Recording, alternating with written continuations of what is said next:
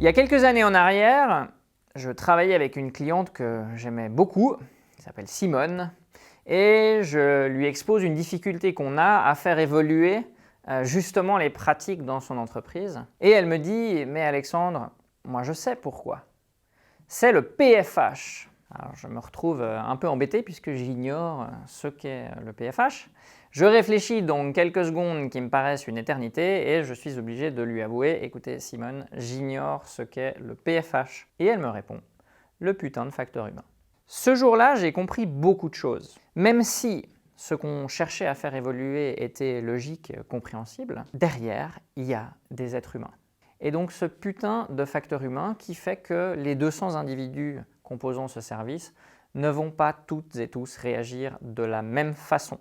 Dans le cerveau, nous avons ici une petite glande qui s'appelle l'amygdale qui gère le trouillomètre. Et je suis convaincu que vous avez tous vécu la situation suivante.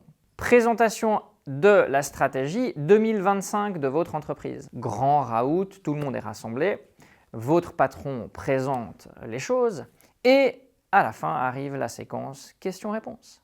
Alors, y a-t-il des questions? Et là, grand silence dans la salle. L'année suivante, vous vous dites « Bon, je suis assez grand maintenant, je vais poser ma question parce que franchement, cet aspect-là, je ne l'ai pas compris. » Vous vous préparez, vous vous conditionnez à vous lever, à poser votre question et arrive le moment fatidique. Y a-t-il des questions? Et là, un truc plus fort que vous fait que vous restez les fesses vissées sur votre siège, que la voix est coupée, que vous ne vous levez pas, que vous ne posez pas votre question. Pourquoi?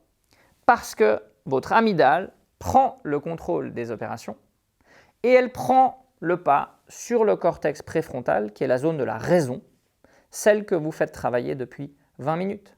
Vous connaissez l'adage, la passion l'emporte sur la raison. Eh bien, la trouille l'emporte sur le cortex préfrontal. C'est la peur qui empêche les gens de basculer dans un nouveau mode de fonctionnement. Eh bien, dans la gestion du changement, c'est ce qu'il fait qu'il n'y a pas de processus clé en main.